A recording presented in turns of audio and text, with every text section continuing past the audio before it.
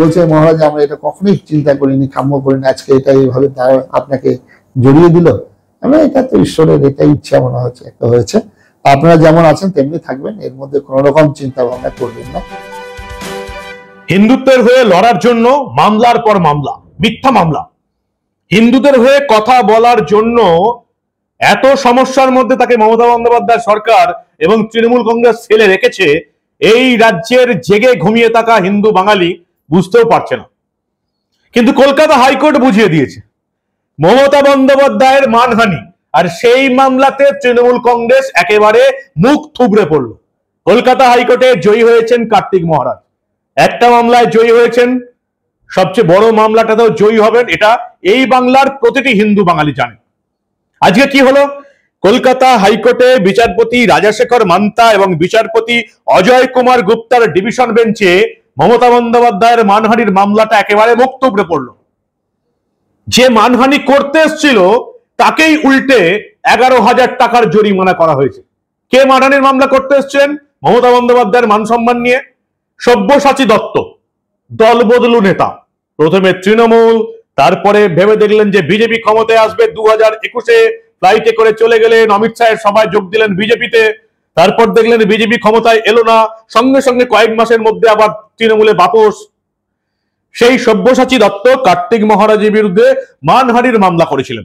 কার্তিক মহারাজ নাকি এই দীঘাতে জগন্নাথ দেবের মন্দির উদ্বোধন নিয়ে মমতা বন্দ্যোপাধ্যায়ের বিরুদ্ধে কথা বলেছিলেন, সেই নিয়ে নাকি মমতা বন্দ্যোপাধ্যায়ের মানহানি হয়েছে। কিসের মানহানি রে ভাই? দীঘা এটা জগন্নাথ দেবের মন্দির নয়, এটা হচ্ছে অফিসিয়ালি একটা কালচারাল সেন্টার। কালচারাল সেন্টারের নামে মমতা বন্দ্যোপাধ্যায় সরকারি টাকা কাজে লাগিয়ে দীঘাতে জগন্নাথ মন্দির করেছেন। কেন? কারণ পুরীর জগন্নাথ মন্দিরে তিনি যখন গেছিলেন, আসল জগন্নাথ ধামের মন্দিরে যখন তিনি গেছিলেন, তাকে কিছু পান্ডা বাধা দিয়েছিল এবং বলা হয়েছিল তিনি হিন্দু নন, বিতর্ক হয়েছিল। সেই চ্যালেঞ্জ নিয়ে মমতা বন্দ্যোপাধ্যায় দীঘাতে কালচারাল সেন্টারের নামে জগন্নাথ মন্দির বানিয়েছিলেন, এটা বলাটাই তার অপরাধ ছিল। মমতা বন্দ্যোপাধ্যায় দীঘার ওই কালচারাল সেন্টারকে জগন্নাথ মন্দির বানিয়ে সেটা জগন্নাথ ধাম করার চেষ্টা করছিলেন, তার বিরুদ্ধেই প্রতিবাদ ছিল। সব্যসাচী দত্ত দিদিমণিকে খুশি করতে কলকাতা হাইকোর্টে মামলা করেছিলেন, স্বাভাবিক ব্যাপার। মমতা বন্দ্যোপাধ্যায়, তার দলবল, সরকার কার্তিক মহারাজের বিরুদ্ধে প্রচুর মামলা করেছে, যাতে তিনি হিন্দুদের হয়ে বলতে না পারেন। পাড়ায় পাড়ায় গিয়ে হিন্দুদের হয়ে বলছিলেন, পাড়ায় পাড়ায় হয়ে হিন্দু ধর্মের সাপোর্টে দাঁড়াচ্ছিলেন, সেটা যাতে করতে না পারেন। সব্যসাচী দত্ত মানহানির মামলা করলেন। আজকে দেখলাম আমরা বিচারপতি রাজাশেখর মান্তা এবং বিচারপতি অজয় কুমার গুপ্তার ডিভিশন বেঞ্চ সেই মামলা খারিজ তো করে দিলই, উল্টে মিথ্যা মামলা, অকারণ মামলা করার জন্য এই দলবদলু তৃণমূল নেতা সব্যসাচী দত্তকেই 11,000 টাকা জরিমানা করে দিয়েছেন। ভাবুন কি নির্লজ্জের মতো ব্যাপার। সব্যসাচী দত্তকেই উল্টে 11,000 টাকা জরিমানা করেছে। কার্তিক মহারাজের জয় হল।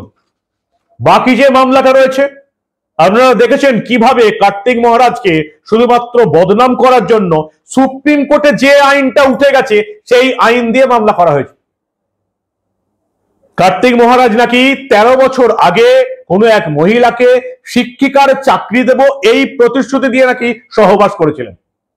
এই সব্যসাচী দত্ত আইএসএফ নেতা নওশাদ সিদ্দিকীর বিরুদ্ধে একটা মহিলাকে নিয়ে গেছিল। তার অভিযোগ কি ছিল? ওই এক পুরনো অভিযোগ, বিয়ের প্রতিশ্রুতি দিয়ে সহবাস।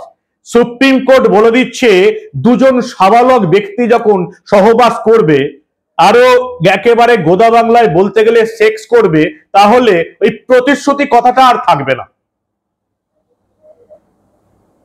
বিয়ের প্রতিশ্রুতি দিয়ে সহবাস, চাকরির প্রতিশ্রুতি দিয়ে সহবাস, দুজন সাবালক ক্ষেত্রে খাটবে না, সুপ্রিম কোর্ট বহুদিন আগে রায় দিয়ে দিয়েছে। সেটা কি সব্যসাচী দত্ত নিজে আইনজীবী জানেন না? সব জানেন, কিন্তু তবু সুপ্রিম কোর্টকে বুড়ো আঙুল দেখিয়ে ওই পুরনো একটা রায় যেটা বাতিল করে দিয়েছে সুপ্রিম কোর্ট, সেই রায়টা নিয়ে লোকের বিরুদ্ধে অভিযোগ করায়। কেন? শুধুমাত্র বদনাম করার জন্য। নওশাদ সিদ্দিকীর বিরুদ্ধে এই সব্যসাচী দত্ত একজন মহিলাকে দাঁড় করে দিয়েছিলেন। তিনি অভিযোগ করেছিলেন নওশাদ সিদ্দিকী আমাকে শাদী করার প্রতিশ্রুতি দিয়ে ধর্ষণ করেছে, মানে সহবাস করেছে। সুপ্রিম কোর্ট যে মামলা বাতিল করে দিয়েছে। কয়েক বছর পরে সেই এক জিনিস কার্তিক মহারাজের বিরুদ্ধে একজন মহিলাকে নিয়ে এলো।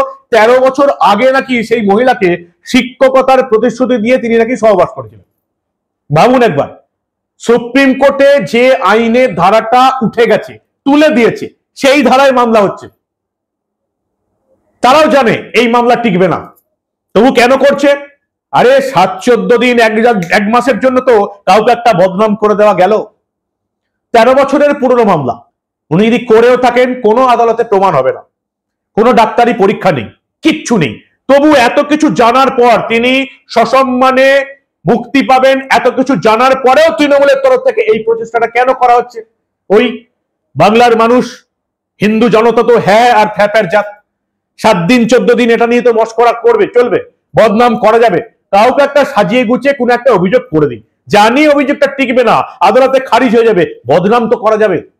কার্তিক মহারাজ হিন্দুত্বের হয়ে বলছেন এটা যারা হিন্দুর হয়ে কথা বলবে তাদের হয়ে লড়বো, প্রকারান্তরে বিজেপিকে সাপোর্ট করার কথা বলছেন। তৃণমূলের এই জন্য রাগ।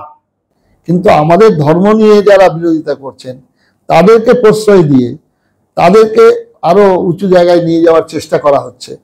আমরা এতদিন যাবত এটা ছিল, কিন্তু এখন প্রতিবাদের সময় এসে গেছে এবং সেই প্রতিবাদের ভূমিকা আমি গ্রহণ করেছি।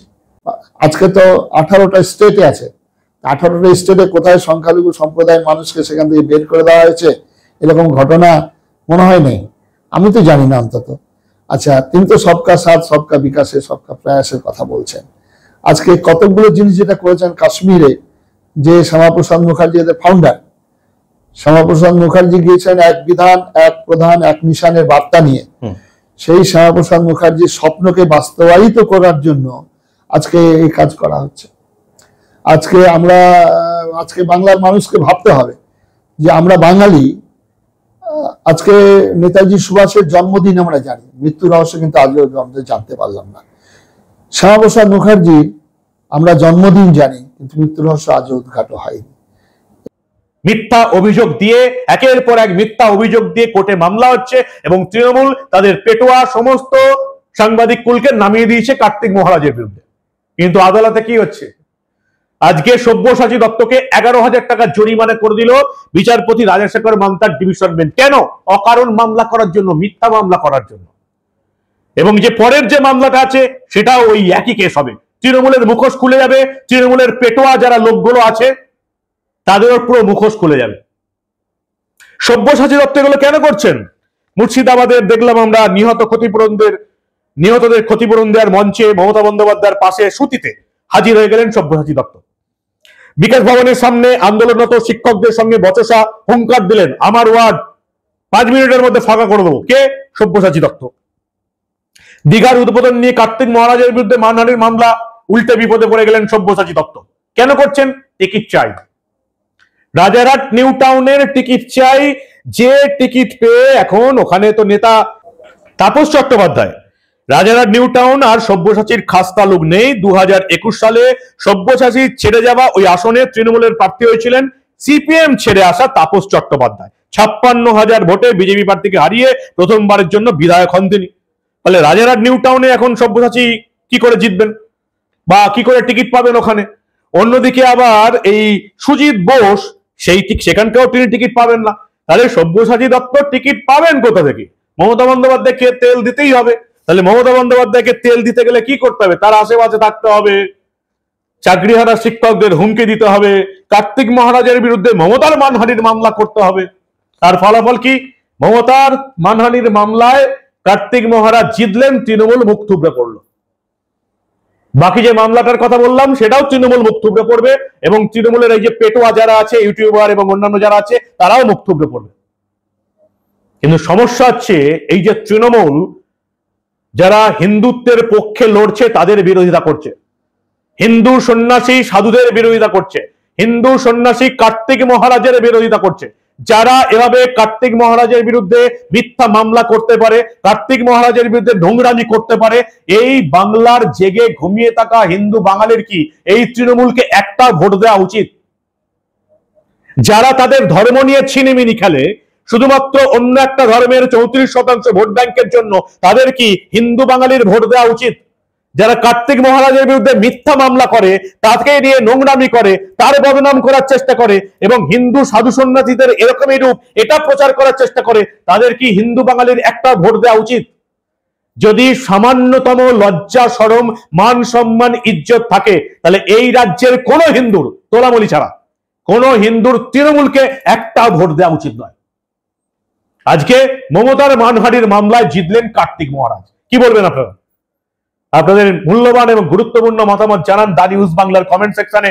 দেখতে থাকুন দা নিউজ বাংলা। আমরা আবার এই রাজ্যে ঘটে যাওয়া এই ধরনের অনেক খবরই চেপে রাখতে দেব না।